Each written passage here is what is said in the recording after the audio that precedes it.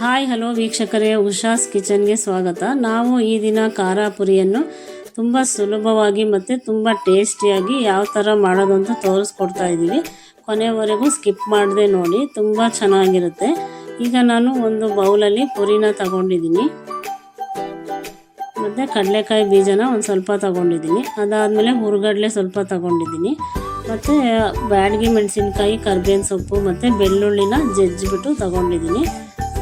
ಈಗ ಸ್ವಲ್ಪ ಅರಿಶಿನ ಮತ್ತು ಉಪ್ಪು, ಒಗ್ಗರಣೆಗೆ ಸಾಸಿವೆ ಮತ್ತು ಎಣ್ಣೆ, ಇಷ್ಟು ಇದಕ್ಕೆ ಇಂಗ್ರೀಡಿಯೆಂಟ್ಸ್ ಬೇಕಾಗಿರೋದು.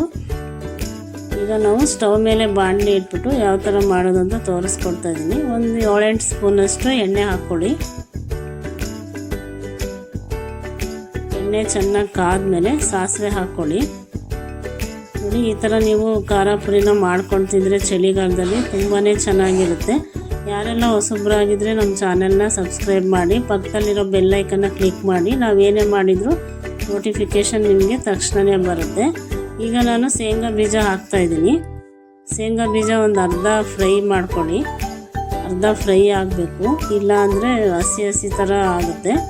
ಒಂದು ಅರ್ಧ ಫ್ರೈ ಆದಮೇಲೆ ನಾವು ಏನೀಗ ಕಡಲೆ ಹಾಕ್ತಾಯಿದ್ದೀವಿ, ಹುರುಗಡ್ಲೆ ಮತ್ತು ಶೇಂಗಾ ಬೀಜ ಎರಡು ಚೆನ್ನಾಗಿ ಮಿಕ್ಸ್ ಮಾಡಿಬಿಟ್ಟು ಫ್ರೈ ಮಾಡ್ಕೊಳ್ಳಿ. ಎಣ್ಣೆಲಿ ಫ್ರೈ ಆಗಬೇಕು.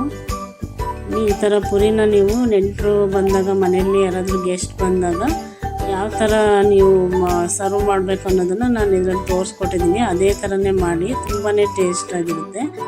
ಈಗ ಬ್ಯಾಡಗಿ ಮೆಣಸಿನ್ಕಾಯಿ ಮತ್ತು ಜಜ್ಜಿರುವಂತಹ ಬೆಳ್ಳುಳ್ಳಿ, ಕರ್ಬೇವಿನ ಸೊಪ್ಪು ಇಷ್ಟನ್ನು ಒಗ್ಗರಣೆಗೆ ಹಾಕ್ತಾಯಿದ್ದೀನಿ. ಕರ್ಬೇವಿನ ಸೊಪ್ಪು ತುಂಬಾ ಒಳ್ಳೆಯದು ಆರೋಗ್ಯಕ್ಕೆ. ನೀವು ಎಷ್ಟು ಕರ್ಬೇವಿನ ಸೊಪ್ಪು ಹಾಕ್ತೀರೋ ಅಷ್ಟು ಒಳ್ಳೆಯದು.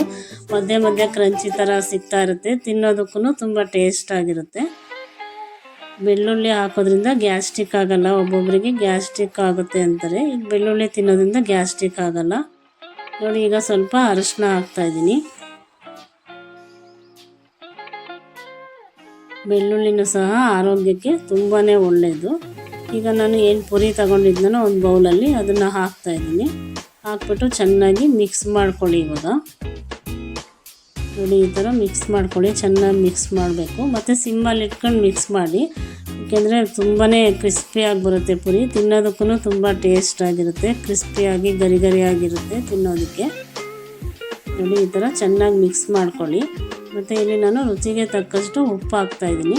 ನಾವು ಒಗ್ಗರಣೆಗೆ ಉಪ್ಪು ಹಾಕಬಾರ್ದು, ಯಾಕೆಂದರೆ ಅದು ಪುಡಿ ಉಪ್ಪು ಆಗಿರೋದ್ರಿಂದ ತಳದಲ್ಲೇ ಉಳ್ಕೊಂಡ್ಬಿಡುತ್ತೆ, ಬಾಣಲಿಗೆ ಎಲ್ಲ ಅಂಟ್ಕೊಂಡ್ಬಿಟ್ಟಿರುತ್ತೆ. ಸರಿಯಾಗಿ ಉಪ್ಪು ನಮಗೆ ರುಚಿ ಕೊಡೋಲ್ಲ. ಈ ಥರ ಮೇಲ್ಗಡೆ ನಾವು ಉಪ್ಪು ಹಾಕೊಂಡ್ರೆ ಎಲ್ಲ ಚೆನ್ನಾಗಿ ಮಿಕ್ಸ್ ಮಾಡ್ಬೋದು. ಈ ಥರ ನೋಡಿ, ಇವಾಗ ಚೆನ್ನಾಗಿ ಎಲ್ಲ ಮಿಕ್ಸ್ ಆಗಿದೆ.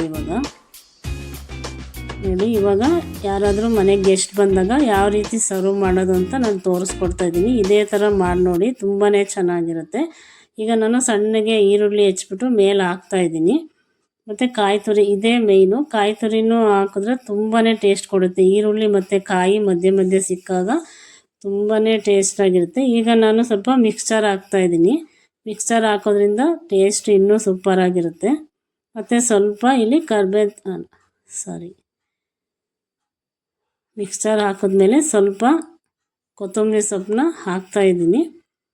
ನೋಡಿದ್ರೆ ಎಷ್ಟು ಚೆನ್ನಾಗಿ ಕಾಣ್ತಾ ಇದೆ. ಇವಾಗ ಯಾರಾದರೂ ಮನೆಗೆ ಗೆಸ್ಟ್ ಬಂದಾಗ ಈ ಥರ ಮಾಡಿಕೊಡಿ, ತುಂಬಾ ಟೇಸ್ಟಾಗಿರುತ್ತೆ. ತುಂಬ ಖುಷಿಪಟ್ಟು ಮತ್ತು ಇಷ್ಟಪಟ್ಟು ತಿಂತಾರೆ. ಅವರು ಸಹ ಮನೆಗೆ ಹೋಗಿ ಈ ಥರ ಮಾಡ್ಕೊಂಡು ತಿಂತಾರೆ.